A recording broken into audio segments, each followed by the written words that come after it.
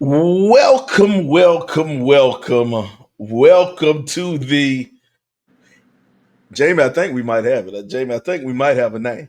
We might We, have one, man. Listen, we we've might been have a talking about. name. Hey, listen, we've been talking about this for a few weeks, man, and we're almost there, man. We want to thank the people that have been providing their input, man. But we are almost there, Sly. Hey, I want to give a shout out to a big time Benedict fan, Kai David Hartwell. Kai David Hartwell. He came up with I guess two or three finalists. I mean, some people had the same thing he had, but Yep. he sent a whole list, and he had a couple of the popular ones on his list. But I like SIC Gridiron Weekly. Okay. What Okay. you like? Man. Oh, There's it a was. bunch of them. You Which one said was it? you said you said Gridiron Weekly, and you said Mm-hmm. SIAC Sideline Report or SIAC First and Goal. Not the first and goal one. Not Yeah, not the let's get. first and goal one. Yeah. I don't Well, like the first and goal one. I think it's been used at some point, but there you definitely go. the gridiron one. Yeah, that's for sure. So And I, so I think we got one more in rotation too, man. So okay. Well, right now that's where we at. Anyway, okay, okay, whatever. Hey, I'm Sly the Sports Guy. That's Jamie Walker, and we're here to talk a little bit of SIAC football, if you don't mind. we sure. All right. Well, hey man, another great week of SIAC football, man. Had a bunch of matchups. I think six total matchups. And who was off? Edward Waters was off this week. I think Edward Waters was off. Yeah, they Edward were. Waters took a And I break. think Clark Yep, was too. Mm-hmm. Edward Water and Clark took a break this week. But let's jump straight into this thing. First game of the evening was homecoming in Fort Valley. And the Fort Valley State Wildcats ended up being the homecoming queen. They they Oh, they did not pull it off. They did not pull it off. And we talked a good game about Fort Valley. We thought Fort Valley was the best zero win team in the nation. Then they went and beat Tuskegee, and we thought it was all about the turnaround for Fort Valley. And then here we go. yeah, man. Mm-mm-mm. They've had a lot going on this week. I won't go into to stuff prior to the game, but along with that, man, just the game itself. Um, you thought that despite them being incredibly young, having some transfers leave, just having an entire coaching staff just kind of change, you thought um, that quite honestly, it was a thing of them being the ship being righted to some degree. And what Mm. ended up happening was, man, they just could not hold it together, so to speak. Quarterback changes, and we were fine with the quarterback changes last week, and everything seemed to be fine. But this week, undisciplined football, man, and Central State took advantage at homecoming and became homecoming spoiler. Yep. They turned they turned Fort Valley into homecoming queen. And here's the thing about this: Fort Valley and Central, they started off pretty hot. They both of them. Fort Valley started the game with a score, and then Central answered. Then Fort Valley scored, and here it is, 14-6 in the first quarter. Man, you think we're gonna have a pretty good game, and then that's when both teams, their offense just fell off the map. Now, if you look at the score, Central State scored 3 touchdowns, 6 points. I don't know what happened to any of those extra points. They missed all 3 extra points. They all 3 point after attempts, 2 point conversions, all that. But Central State, they held the line. They had a 32-yard interception return and a 78-yard block field goal return for a touchdown, and that was in the third quarter. And that one was the one that put it up and kind of put the game That was the winning score, I guess you can say, the go ahead score. But when you look at Fort Valley's offense, man, I thought Fort Valley had figured it out on offense. I thought they did. They had Don Hudson Jr. against Clark Atlanta. He had a really good game, but he ended up getting hurt. So Don Hudson couldn't play. And then Jacquet Hart came out against Tuskegee, and he had a really good game against Tuskegee. And I said, okay, well now we got something. We figured it out. But now you look at the numbers. Jacquet Hart, he was 8 for 16 for 115 yards, 2 touchdowns, and 2 interceptions. They go in and bring in Sadiq Teal. Sadiq Teal was 9 of 18 for 70 yards for 2 interceptions. And Don Hudson came in the game. He was 2 for 5 for 12 yards. At least he didn't throw an interception. This is true. This is true.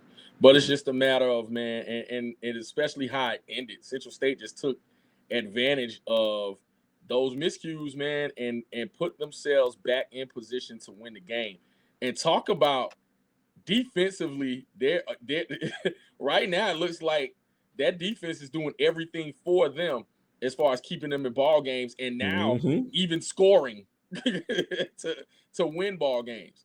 So, that Central State offense has a lot to be desired, man. They I know this all season they got to go full bore when it comes to the offense, but defensively, man, they are doing their thing and really doing what Coach Carter wants them to do, and that's be opportunistic. He was that kind of player in both college and the pros, and so they're kind of taking a page from him and kind of doing the same thing. I think once they get shored up offensively, hey, that'd be one of those teams that'll be in the thick of things in the SIAC.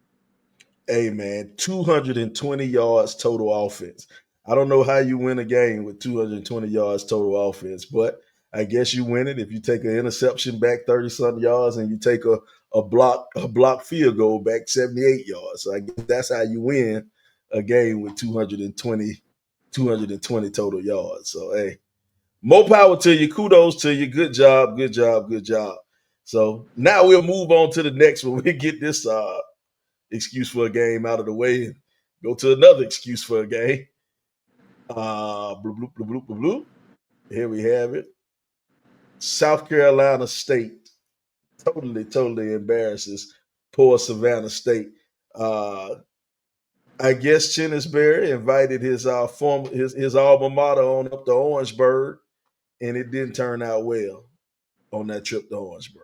It ain't turned out well for homecoming. It ain't turned out well at all.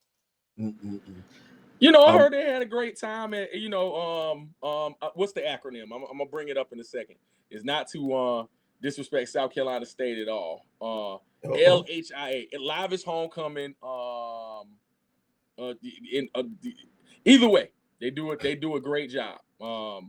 When it comes to South Carolina State, they do a phenomenal job. Me being a North Carolina A&T graduate, we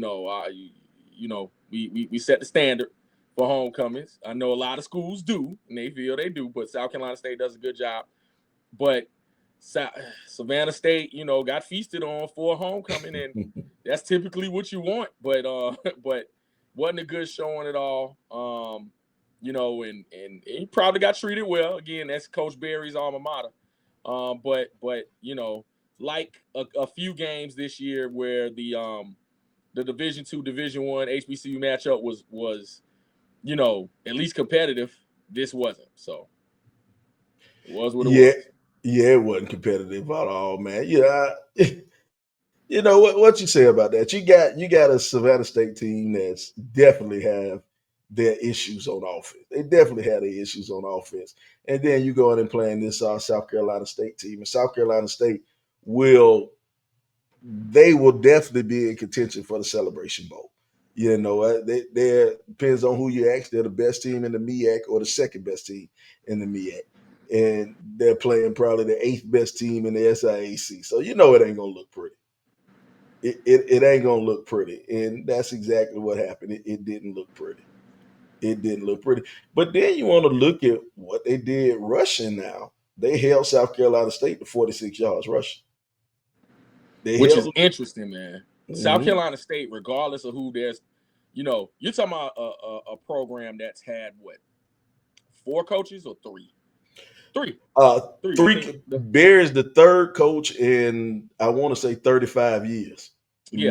maybe 40 years, maybe 40 years. So they've been the gold standard as far as, like, I compared them to the Pittsburgh Steelers in that there's not much change and drop off when it comes to who they hire. Coach Barry just getting there after his time at Benedict, of course, but they're the standard. But one of the things that they are a standard bearer in is rushing the football. They're gonna run the football, and you're gonna like it. You're gonna have to stop it. And clearly, Savannah State was able to hold them at bay. So makes you wonder, but still they were able to score at will. So, kudos to the Bulldogs. But we'll see going forward what Savannah State is going to be as well, because again, they were one of those teams that we hoped would be a contender in the SIAC. We didn't know what it was going to be, but we thought they had people in place both offensively and defensively, and they just have not been what they needed to be to compete within the conference. So I'm curious to see what they do going forward. And here's my issue, man. Savannah State still can't find a quarterback. They had 4 people to throw a pass. They even brought back Jaden Adams. I don't know if Jaden Adams actually lined up at quarterback, but he did attempt to pass against South Carolina State. So it's like, man, find a quarterback, man. Find your defense plays so well, and that defense has played well these past 3-4 years, but they cannot find a quarterback. And if you can't find a quarterback, you're going to be on the receiving end of these ass whippings every week. I mean, that's just what it is. You're going It to be on the is. receiving end. It is. I remember we said early on in the year that if you didn't have, one quarter, if you're trotting out 3 or 4 quarterbacks, you don't have one. And at the end of the day, there has to be some kind of consistency and continuity within who you decide to put out there. You thought you had one that would carry you through, so you're moving athletes to different positions, and it just didn't work out, man. So we'll see. I don't know if they're back to the drawing board offensively, but offensive coordinator Nick Trist has his work cut out for him. There you go. And my producer keep bothering. I don't know. He keep messing around. So I guess we got to hurry up and go to this damn game right here. Go ahead, because Kentucky we keep State talking about versus Mile. Kentucky Hey, State man, I was there, sir. versus Mile. What a game. Oh, God, he pulled up the wrong one. There you go. There you go. Kentucky State versus Miles. Big time game. 38-17, 38-7. We got to go to Fairfield, man. Hey, what did you see? What did you see in our Fairfield, Alabama, man? First and foremost, man, for them being an 0-5 team, the crowd was great. The crowd, the festivities, the atmosphere. And I know, we don't like talking about a lot of stuff that's going around, but there was a lot going on in the area that could have pulled the crowd out. Area schools that were playing, so kudos to that fan base, man, for turning out. But it wasn't necessarily the greatest start. They creeped themselves back in it. We talked to Coach Good, me and myself and Tanisha Batiste, who called the game with me, who does a phenomenal job. We talked to Coach Good early on in the week, and he was hopeful, especially coming off that Morgan State game. To try to, maybe if some home cooking existed, that they would be fine. But Kentucky State, man, you've been singing their praises, Sly. I got to give you credit. I love Coach Huggins. I always have, ever since I've seen them play games and them be very competitive, even from the outset. But they just came out, man, with a balanced attack, ran the football with Elsie, threw the football with Torrance Bardell, who, I know, and I don't know if we're talking about them later, the superlatives. Miles Scott ended up getting, I think, player of the week. But Yeah. Torrance Bardell was in contention. He did well. And throwing the football downfield, he just set this offense up for success. But they also are a very I compared them to Central State as well, a very opportunistic ball club, especially that back half. Former quarterback Navy Curry, couple of interceptions. Or Navy he at least Curry got has one. become a really good DB. He really has, man. He's embraced the DB role after switching sides of the ball, man. So he has done well. But they have a very opportunistic unit. They love cover two, but they'll come out of that thing and they will, go bat balls. They will come off of their receiver and go get the football, man. So you gotta love it. But Kentucky State led from the outset. Well, I think Miles got the first 3 points, and it was all Kentucky State from there, man. But kudos to Coach Huggins. Fourth place right now. No, we'll do some talking later. I'll kind of interject because the schedule is setting up well for the top 4 squads to really show it, show it, improve it. Yeah, you're gonna have some teams, man. They're gonna run into as the season goes a little bit further, man. You're gonna have some teams that's gonna thin out the crowd a little bit. You got a lot of these teams, and this is what I like about the SIAC this year, man. A lot of these teams can be beat. They can be beat. The top teams look really good, but everybody has a weakness, man. And you talked about Terrence Burdell, young man almost had 300 yards. He threw for 294 yards, 3 touchdowns, 1 pick, but he also rushed for 52 yards, man. I like how this guy's moving around, man. And here's another thing: the quarterback play in the SIAC has been really good this year, man. They've had some really good guys step up and play quarterback this year. And I think Bordell is putting his name into that conversation as one of these quarterbacks this year that you got to watch out for. Sly, we both, cover HBCU ball. The SIAC is our specialty because we call games within it. And that's what we know. But we cover HBCU ball, Division I, Division II, NAIA. Division II had overall, and this may not be, this is not a wow factor or shock jockey.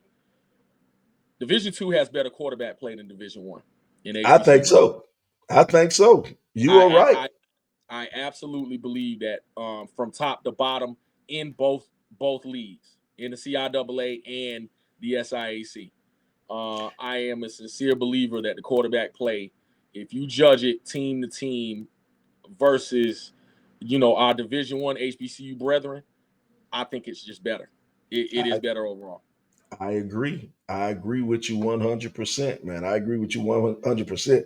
We got some standouts who are putting out good numbers. And not only are they putting out good numbers, they aren't, it's not overloaded with a bunch of interceptions, a bunch of bad decisions that these youngsters are making. And also, man, you're seeing a lot of young quarterbacks playing too that are making a difference in the SIAC. So that's big time, man. And then you have some big time receivers too, man. Something I saw that I like, man. This the young man from Kentucky State went in there and look at this catch right here, man. Look at this guy. It was look. I had to wait for him to go. Was the play before they went to him? Bardell went to him and he dropped it. He threw kind of a low pass, and DB was able to recover on the ball. So John McCall, who you see in the picture, threw his hand up. He said, throw it up, and I'll go get it. And that's exactly what he did. It was a great catch, man. And we want to make sure shot by Aston and at Beyond D-Ball, make sure they get the credit for that one. But that was an awesome catch, man. Went up one hand, pulled that thing down. Hey, that's big time right there, man. Yes, it was. That is big time by that young man. And I think he went on, we'll have to make sure and verify, but I think he was the newcomer of the week. The newcomer of the week for the SIAC. So congratulations to that young man right there. Who is that? John McCall. Congratulations, John McCall. John had 8 receptions, 84 yards, 2 touchdowns. Big time play this week from John McCall. So there you go. That was Kentucky State. Kentucky State taking out Miles. We'll move on along. And this one was kind of a shock this week, right here. Allen going down to Benedict, the Battle of Taylor Street, the hold down on Hardin Street, right there next to the AMEs versus the Baptists. This was a whole lot better game than I thought it was going to be. I told you, man, listen, when you're talking about rivalry games and it's early this year. You know, usually it's the last game of the season. But yeah, I mean, throw it out. And I always thought Allen was, don't get me wrong, Benedict is a great team. But Allen was no slouch. You know, I know they lost, the last couple of games. They did. But Allen was no slouch. And I think if they could muddy up the game a little bit, they could win this. I mean, the possibilities were there. And here's my thing no one wants to talk about, man. But first of all, kudos to Benedict defense. Benedict has monsters over there on defense. Starting out with Patterson. That kid a monster. And he Demetrius plays Patterson, man. He is. And he plays all over. I mean, they'll line him up. I think they line him up inside. They line him up outside. They put him at linebacker. They put him at inside back, outside backer, man. Sometimes, man, they say he drive the bus on the away games, man. The kid do a little bit of it all for him. And he is just a monster on defense. And then Izzy, the other defensive lineman, who else? Number 12. I don't know number 12 name. They have some monsters over there at Benedict on that defensive side. But here's my hesitant point with Benedict. The offense. Benedict's offense isn't quite doing what I want them to do. All right. They started out the year winning 2 games 10-0. No offense whatsoever. They went to Tuskegee. Tuskegee came to them on a Thursday night. And then from the second quarter through the fourth quarter, the offense showed up. The offense played really, really well. Then against Clark Atlanta. Clark Atlanta, they beat the dog crap out of Clark Atlanta. They took Clark Atlanta to the woodshed, behind the woodshed. But here's the thing. The defense and special teams scored 28 points. They had 2 scooping scores, an interception, and a 92-yard kickoff return. Yep.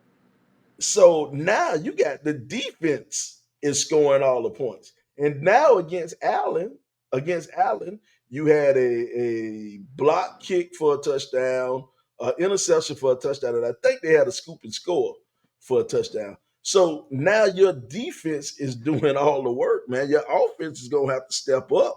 We're going to need to see something happen with this Benedict offense. Yeah, they got to be consistent, man. I think when you're talking about Darius Ocean, they have good pieces. They really do. Troy Hillman on that outside, Trey Simmons on the outside. They have pieces offensively. I think they are not the power running game. Tristan Morgan is good. Don't get me wrong. But I don't think they have the running game that they used to, or they don't commit to the run the way they used to. I love Coach Dickinson. Please don't get me wrong. But I think they are a pass-happy bunch. And so if you can find some teams that can stop some of that, because even going back to that Clark Atlanta game, Morgan had, I think, a 70-some-odd yard run as well. So it was able to find the crease and get upfield. But yeah, the defense scored a whole lot of points. And I think against maybe the likes of a very high-powered offense or balanced offense, such as an Albany State, which is coming up soon, you're going to get to see that. Well, Jamie, I'm going to argue with you a little bit on that one, Jamie. I think it's the other way around. I think they like to run the ball. I just don't think they can throw the ball. I think they're having problems with Ocean throwing the ball. Ocean, I think he had 3 interceptions last game. He had 3 interceptions. He was 11 for 28, 132 yards, 1 touchdown, and 3 interceptions. And running, they ran the ball. Now they ran the ball a lot. I think as a team they had 41 carries 41 total carries. So they were trying to run the ball because they couldn't throw it. Mm. And they have three really good backs. I like the Durant kid, the Morgan Yeah. kid, and then the third string back, Smith. Third Yeah. string back Smith, I like him too. And I They think are. Smith was kind of the spark plug when they played Tuskegee. He had came in and got a couple of key runs when they played Tuskegee. But I think Benedict's problem is Ocean got to find his touch. He got to Mm. find his touch, and yeah, it didn't look too good throwing the ball. Ocean didn't look too good throwing the ball against Allen. Now, what Well, is Allen defense might have had a little bit to say about that too. yeah. Kudos to them though, man. Because you just made me think about something. If they're able to do that despite not having their pass game going, that spells a lot for their team overall. Mhm. And maybe they can right the ship going forward. So we'll see, man. We'll see. Again, the schedule is setting up well for an exciting finish. There you go. There you go. Well, we'll move on to the next one. I don't know why we want to talk about this, but I guess we got to. Uh, Albany State just dog walked Polane. Dog. They went to Jackson, Tennessee, and they just dog walked them. 47-6. 47-6. It wasn't pretty at all. Albany State, people are questioning whether or not Albany State has a good team this year. I mean, well, everybody knows they have a good team, but people are questioning how good they are because they hadn't played anybody. But I want to remind people of a Roy Jones line. Roy Jones said, "They say I ain't fight nobody. I just make everybody look like nobody." You know what I'm saying? And I think that's what Albany State doing. He just said they just making people look like nobody, man. Albany State is good. Albany State is good, and they are beating people the way they supposed to beat them. They started off Shaw. They beat Shaw 51-7. They beat Kentucky State 49-21. They lost to Florida A&M, and then they came back, beat Allen 57-14, and then they beat Lane 47-6. They out there just whipping up on people. They are Listen, man, whipping I, up on people.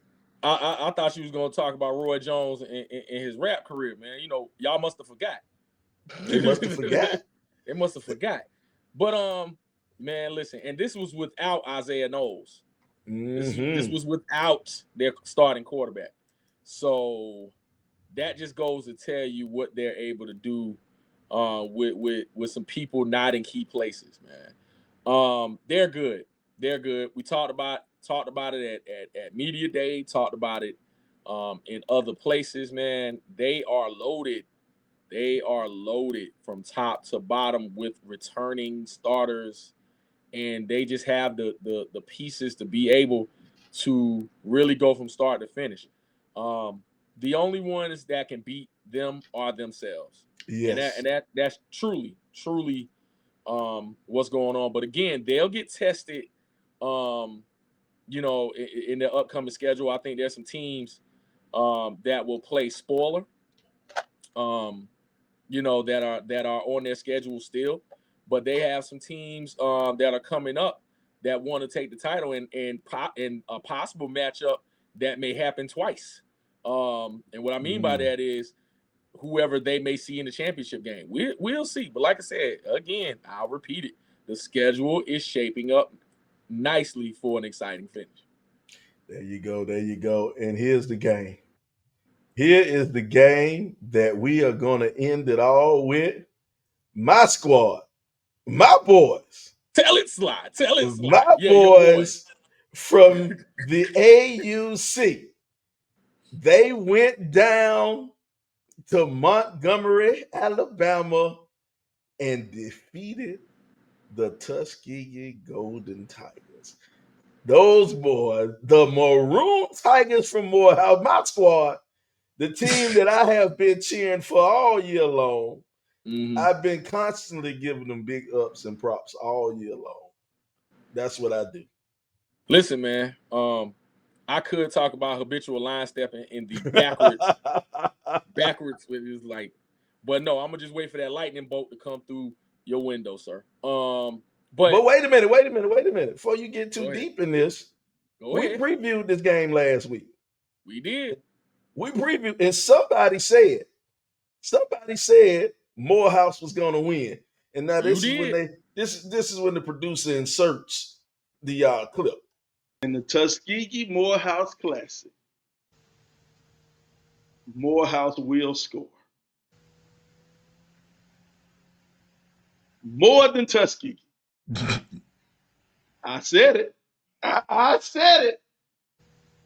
For the first time ever, I think I may be picking Morehouse. That is growth. Woo! That is growth.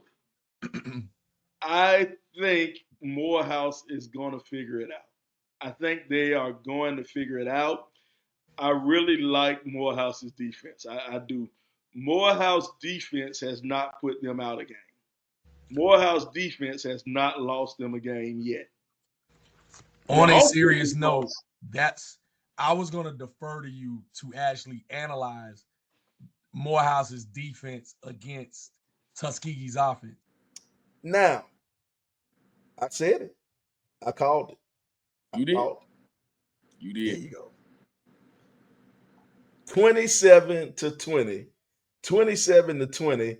Morehouse takes out Tuskegee in the historic Crampton Bowl. Now, Hey, man. now talk about now. Sly, I gotta interrupt you for a second. I'm gonna let you go. But check this out. You sent me a text. I was ending my game in Fairfield. Okay. You sent me a text about a certain person not being in the ball game. Mm-hmm. And you not knowing about it until about 50 minutes before kickoff. I had no idea. Well, we talk about Tuskegee starting quarterback Raquan Bell had an injury. He had an injury speculated to be the ACL. We're not quite sure exactly what was hurt, but the young man didn't suit up. And so now Tuskegee was forced to go with a freshman, a true freshman. They put him in at quarterback. Bryson McGrew. Bryson McGrew came in at quarterback. And here's the thing, McGrew looked really well to start this. Played phenomenally. Played well. Did a great job. His final stats, the young man was 17 for 24, 230 yards, 1 touchdown, and then he rushed. He rushed for 70 yards. Now he had an actual gain of 114, but his net total was 70. So that tells you something right there. I want you to keep that number in your head. His net total was 114. His gain was 114, but he had a net total of 70. So that means he lost 44 yards somehow.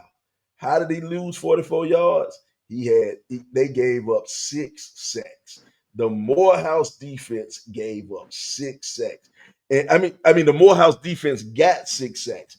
And here's my thing, which I really liked and I really appreciated what the coaching staff from Morehouse did. They realized they had a freshman back there at quarterback. So what do you do with a freshman? You give a freshman a bunch of different looks. You give them some different coverages over the top. You send some stunts and some blitzes, and that's what Morehouse did. Morehouse sent some stunts. They sent blitzes. They did everything they could to kind of get this freshman, off of his square, get him out of the normal. And they did a great job. They were led by Steven Rouser. Steven Rouser, young man, he had 10 tackles, I think 3 for a loss and 2 sacks. He forced a fumble.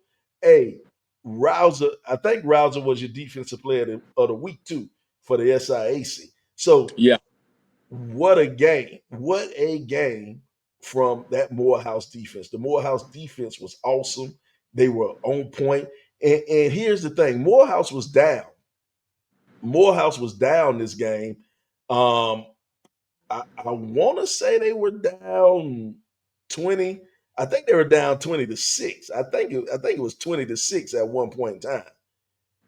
Yeah, it was 20-6. That was the worst, 20-6. And they came back in the third quarter. Morehouse came back in the third quarter and answered.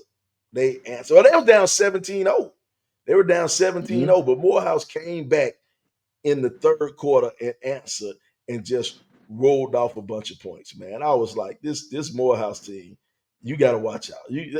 I totally surprised by 21 unanswered points for the Maroon Tigers, and the Maroon Tigers walked out of there with a victory and give a big award. Miles Scott. I told y'all plenty of times about Miles Scott, how I felt about Miles Scott. I thought Miles Scott was one of the best quarterbacks in the SIAC. I said it a bunch of times, but I just said he wasn't playing with anybody. I said he ain't have any help. I talked bad about the Morehouse offensive line, but let me give you Miles Scott's stat line. Miles Scott was 22 for 35, 326 yards, 4 touchdowns, 1 interception, and here's the key thing: 1 sack, Jamie. 1 sack. That Morehouse offensive line gave up 1 sack. So I guess he met 5 different guys at the library this week. He met 5 different guys, and these 5 guys he met at the library actually blocked for him. and this dude had 1 sack. He ended up being the box 2 row national player of the week. He was the SIAC player of the week. Man, second time throwing for over 300 yards. Morehouse hadn't had 2 325-yard passes since they invented the 400. Since they invented the forward pass. There you go, man. See. Well, you listen. Much maligned offensive line. Kudos to offensive line coach, former Atlanta Falcon, Bob Whitfield. Is their O-line coach, and something must have been said this week, and they're figuring some things out, because to only give up 1 sack, and I know you being tongue in cheek, facetious about the library part, or maybe not, but probably being serious. Yeah, but that is one of the parts they had to improve. It is when you're installing a run and shoot system. It's not room for protection of chipping with the running back or tight ends being like you're on your own because the receivers are en route. So you got to figure something out, and clearly they did. Clearly they did this week.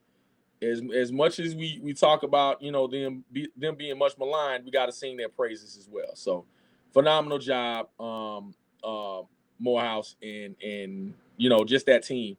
And the schedule, again, I'm gonna go back to it. Well, hold on 1 second. We gonna get to the schedule. We gonna get to the schedule after this. But I want you to. But I'm gonna throw out a weird stat to you that you've never seen before, Jamie. You've never seen this stat. Miles Scott had 326 yards passing. He had 42 yards rushing. So you calculate that up. He had 368 yards total offense. 368 yards total offense for Miles Scott. Now, Morehouse as a team had 362 yards total offense. How the hell did that happen? How did that happen? One man has more total offense than the team. Well, he had a couple of rushes for some losses. He had running backs who couldn't get into the positive, but this Morehouse is going to Morehouse. And what's the kid name? Wolford? That running back. He had a whale of a game too. The running back, young man, he didn't run the ball. He didn't have much rushing yardage. I think, did he end up? He ended up with a -5 rushing. But ended up contributing heavy in the pass game. 6 receptions, 88 yards, and a touchdown. And the one touchdown he caught, it was a 44-yard touchdown. The young man caught a screen across the middle of the field. And I'm talking about he broke like 3 or 4 tackles, ran through some arms, and ran straight to the band in the side of the end zone, man. That was a hard run. the kid, and here's the thing, he was catching a lot of passes out the backfield. He caught 6 passes.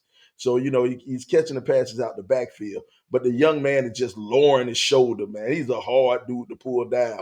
And then they had a big tight end from Philadelphia, Vaney. He had 6 catches, 73 yards, had a touchdown, and he's a big guy. That tight end is a big boy. He's about 6'3", 270. I said on the broadcast, he 6'3", 270. That's before lunch. That's what he weighed before lunch, And then they had a Brunson, the other receiver. I think he had 70 plus yards, and he had 2 touchdowns, man. Hey, kudos to Morehouse. Most definitely. Kudos to Morehouse, man. Morehouse is they have impressed me. The Morehouse Maroon Tigers, man. What can you say? What can you say about the Maroon Tigers, man? Oh well. Well, check this. What we want to do now, I think we want to go into some of your picks. I mean, some of our rankings. We need to go in our rankings, man. Jamie, let's see your rankings for this week, Jamie. You get the producer to go ahead and pull up those rankings for us. Thank you. Appreciate it. There are Jamie's picks right there. And why you do Lane like that? I didn't. Why did you do Lane like that, man? That is so messed up. But yes, yeah, man. I mean, it's straightforward right now. I would definitely put Miles before Lane. Fort Valley regressed, man. To me, Central State, right there, Savannah State, and Central State. I'm gonna tell you what, you could probably flip that depending on what goes on. Tuskegee, has fallen to the back of the pack. Morehouse, you got to put them up there, man. And their future is looking bright as well. Them just beating Tuskegee is definitely there. Clark, Allen, Kentucky State, listen, they're coming. Benedict, Elwood Waters, and Albany State are round out my rankings. Yeah, that ain't too bad, man. That ain't too bad. Mine is probably a little bit more accurate, but that ain't too bad. Let's see, Sly. Let's see. Let's see who I got up there, man. Look at that. Again, Lane coming up bottom of the pack. Lane, Miles, and Tuskegee. I had to drop Tuskegee because I just wasn't impressed with Tuskegee. And what I see out of Tuskegee, I think all these teams above them probably today can beat them. I know they beat Central State and they blanked Central State, but that was an early Central State team. I think today Central State might be able to beat them. Fort Valley, hey, I fought hard for y'all to be up there, but y'all ain't fight for me. So y'all right now. And Morehouse, hey, congratulations, Morehouse. You're in the top 10. You're in the top 10. Morehouse is number 9, Central State number 8. And I think you can flip that Savannah State, Central State. I think they're probably right there at the same path. Clark, I got Clark at 6, but depends on how they play sometime, man. He might flip them with Savannah State, man. Clark just a real young team. They're a real young team. And even though Allen lost, they beat Clark. So they're a better team than Clark. So, Allen's 5. Kentucky State is just somebody, the only SIAC loss was to Albany State. That's a respectable loss.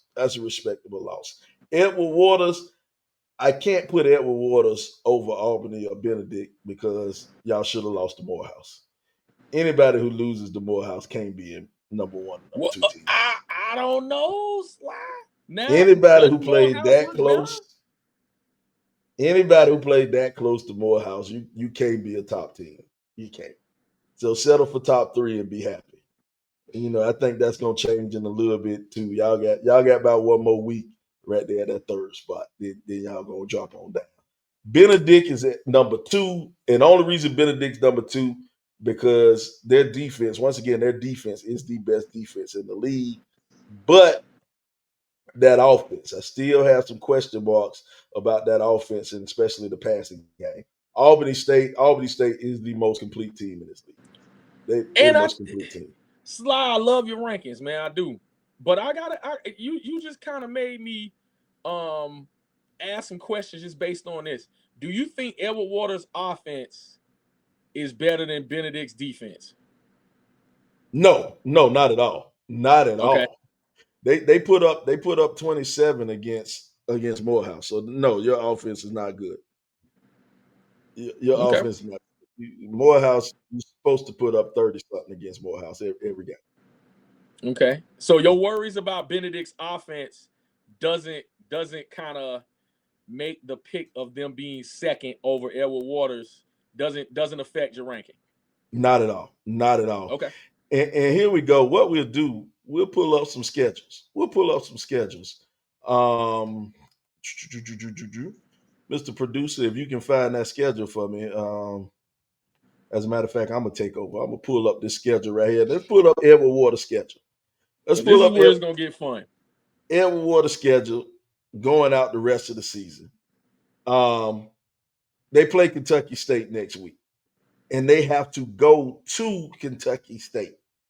Anytime you have to go to Kentucky State, that is a tough game for you because that bus trip from Jacksonville to Kentucky State is at least a 13-hour bus trip. It might be longer than that. We'll talk about who we're going to pick later on. Then they play Benedict. They're not going to beat Benedict. They play Clark, and I think Clark going to give them – they ain't going to beat Clark. They might beat Central State. They might beat Central State. I don't think they'll beat Allen in the battle of the AME because this game, when they play Allen, that's the battle of the AME. They're trying to figure out who the Bishop really love. So they playing for the Bishop's love in that game right there. So I think Allen will take them out. But yeah, so interesting. Okay. Yeah. Well, since we did these rankings, man, and we looked at that schedule, we might as well jump into next week games, man. Go ahead, sir. We start off. Morehouse is traveling to Central State. Jamie, could Morehouse go on a 2-game winning streak, Jamie? I had to sit up for this one. Could Morehouse go on a 2-game winning streak? Listen, while I'm talking, I want you to do something for me. I know this impromptu. Go ahead. Pull up Morehouse's schedule because we talked about this beforehand and talked about some of the possibilities a couple days ago. So pull up this schedule. But boy, I've been looking. Looking at that Morehouse schedule, Jamie. Yes, you have, sir. We talked about it already, but we're gonna put this on wax now. But could they beat Central State? Absolutely. If I'm not mistaken, this is Central State's homecoming. So they'll be up for the game. But at the same time, that offense of Morehouse's can score the football. You know, I know we use the term score in basketball, but they can also get in opportunities where even being down, they're not out of it. I think if you are able, because Central State is good at rushing the passer, and they are also a very opportunistic defense, especially on the back half. If you can keep Miles Scott upright, I think they very well can beat Central State. And Central State's lack of scoring, Morehouse is not a shabby defense. In fact, it kept them in this game against Tuskegee, especially in the second half. Once they got down, they tightened up and were able to really go after that freshman quarterback. They started lighting them up. You mentioned it on the broadcast. They were like, look, this is a freshman. Don't let a freshman beat him. He hadn't seen what you're able to deliver. And that's what they started doing. They started lighting them up. And that's exactly what kept them in the ball game. Central State's not a good offense right now. Yep. Now here's something else. Here's something else we want to talk about. And, we got to be careful the way we say this. When Morehouse is going up to Central State's going to be down a couple of players. Central State got into a little scuffle with Fort Valley, and because they got into that scuffle with Fort Valley, they're going to be down 9 players. All right. Now start to do the math on this right here. When you travel, Central State was the away team. When you travel, you can only take 58 players to travel, right? So you're only taking players who actually will make a contribution to you. You're not taking like the third and the fourth string, walk-ons. Those guys don't get to travel. So now when you get into a fight and 9 players get suspended, now you have now you probably have 9 key players that's Excellent point. probably going to be out. All right. Excellent point. And now let's break down the fight even more. 9 out of 10, offensive guys ain't going to fight. Offensive guys probably going to get beat up. It's going to be your defensive guys who fight, And now we don't know who's suspended. Well, we do know who's suspended, but I'm not going to say who's suspended. But, let's just say the guess would be your defensive guy is going to be suspended.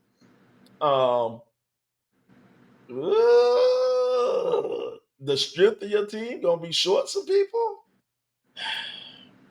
I don't know, I have man. no arguments. If you got a bookie, you better go and tell them to put some money on Morehouse this weekend. What's the spread? Nah, I don't know what the spread is, but you better take Morehouse. And Morehouse, Morehouse probably giving some points. The first time in history, Morehouse might be giving some points. You better go and take Morehouse. So that's Morehouse versus Central State. Who you going with, Jamie? Who you got? I'm gonna go Morehouse, man. For all the points you just gave. Yeah, I like Morehouse in this one as well. All right, next game up is Clark, Atlanta, traveling to Albany, or maybe it's Albany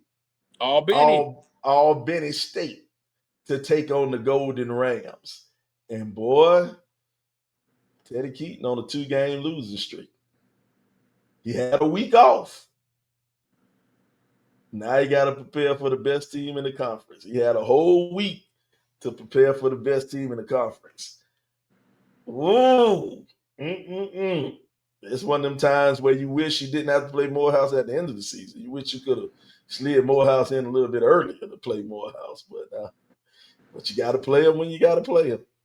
So, I don't know. Man. I don't think it looked good for Clark Atlanta.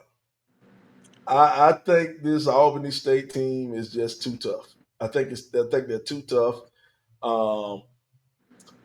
But here is the question mark right here. Isaiah Knowles is still out. He might be out. I think he's going to be out. So now Clark is playing an Albany State team without their star quarterback. Oh, man, this is too close to call right here. Man. Really? It's closer to me. It's closer than a lot of people think. I think it's closer than a lot of people think. If Isaiah Knowles was playing this game, I would have said Albany without a doubt. It wouldn't have been much of a question to me. But now that Isaiah Knowles is out, now I got a question mark in this game. I got a question mark. I think it'll look close. It'll look or appear closer, but I don't think it will be. I don't think Albany State scores as many points. But that entire defense is back, man. That entire defense, we can talk about all the pieces they got on offense, but I think the kicker and why people praise them so high, man, is look at the scoring or lack thereof of all the teams they played this year, even the game they lost against FAMU. Mm-hmm. The defense is the one that's really keeping them in it. I think they have the ability to hold Clark Atlanta at bay offensively. I think they will give Xavier Jackson some looks he hadn't seen yet. Clark will move the ball, but I'm not sure if they can. I don't think they'll be able to score with Albany State. And somewhere around, I would beg to say maybe a 24-14 type ball game. I think Albany State will still win it. I don't think you can keep their offense under 20 points. I don't think Clark offense will be under 20 points. I don't care. That's a tall task to hold that offense under 20 points. I'm gonna throw something out there. I'm gonna say Clark. I'm gonna say Clark 35, Albany 24. Ooh. Albany 24 because I like the running back from Albany. I love the running back from Albany. Yes. I think if they just say screw it, we watch the Allen film, we just gonna punch you in the mouth, Clark. I think if Albany does that, then it might be a lot different. But I'm gonna say 35-24 Clark. Okay. I'm gonna put it out there. Put it out there. All right. Next game is Fort Valley versus Benedict. Fort Valley versus Benedict. And come on, Fort Valley gonna be missing, I think, 11 players. Head coach gonna be gone. Benedict might test the lights on the scoreboard on this one. Ooh. They might test the lights on the scoreboard. I think I had all these questions about Darius Ocean at the start of the broadcast. I think he might come out though for 300 yards this game. He may. And the strength of Fort Valley has been their defense. The strength has been their defense. And I'm a believer when team get the fight on the team, it's usually defensive players get the fight, and so they'll probably be missing a few defensive players. I think Benedict gonna kill Fort Valley. I don't even think it's gonna be close. And Benedict is running, I think, 3 or 4 weeks in a row where the defense has scored. Yeah. Defense or special teams has scored. Man, hey man, this thing might get up. I'm telling all the Benedict fans, get there early so you can see all the fireworks because you're gonna see 21 in the first quarter. They gonna give them 21 in the first quarter. So I'm with you. I don't think it's close either. Yeah, I'm with you. Yeah, so let's move on. The next one, I think this might be my game of the week. It's the Edward Waters versus Kentucky State. Edward Waters versus Kentucky State. Just gonna put it out there. Kentucky State for me. What about you, Jay? Wow. You have held a lot of angst toward Edward Waters ever since that Morehouse game. Yeah. And in certain ways, they may not be the same team they were when they were hot. Wow, this is hard because Kentucky State is playing really well on both sides of the ball. Special teams as well. I think Edward Waters, I believe in Coach Brian Jenkins. I believe in that staff. I believe in those players because I think they can rush the pass and I think they have a really good defense. But what I will say is, and where is this game again? It is in Frankfort, Kentucky. It is and in Frankfort. It is a 1 o'clock Central kickoff. And I want to say it is their homecoming as well. Wow. This is interesting, man. I'm going to go with Edward Waters. I'm going to still go with Edward Waters, I think, in a close one. Because I don't think, I think Edward Waters is still a really good team. I think both are really good squads, but I think Edward Waters has just a little bit more to win this game. Well, I just, because Edward Waters is the home team, and it's a tough matchup going to Frankfort, Kentucky, especially if you're coming from Jacksonville. That's a tough matchup. And then they're playing an earlier kickoff also. So, that travel schedule, making sure they get a good night's rest and a good early meal, and then come and playing that early kickoff, I think it's going to be a little bit too much for Edward Waters. And if they played that game in Jacksonville, I would have picked Edward Waters beyond a shadow of a doubt. But I think because they're playing it in Frankfort, I'm going to say Kentucky State. Thoroughbreds. Okay. Thoroughbreds. Even if thorough. And in this game, in the matchup where somebody has to win, Miles will play Lane. Miles will go to Jackson, Tennessee, and play Lane. I guess somebody got to win. Oh, I think Miles wins convincingly. Oh yeah, yeah. Yeah, I think Miles wins convincingly. I mean, and this is no, because you hate to do this, man. This is no shot um at either squad or coaching staffs or any of that when we do any of this analysis, for the most part. But there's nothing that Lane has showed me offensively to say they can score with Miles. I've seen Miles in 2 or 3 games now be able to score. It's just that timely mistake that sometimes hinders them. I think Miles wins handily. Oh yeah, yeah, yeah. I don't think it's going to be much of a contest for Miles. They're going to go on up and take out Jackson State, and then they'll come on back home and rest and get ready for school next week. I just don't see any offense out of Miles. I don't see it. I mean, I don't see any offense out of Lane. I don't see any defense out of Lane. Though that young team from Miles, I think they're realizing that we're kind of trying to turn a corner.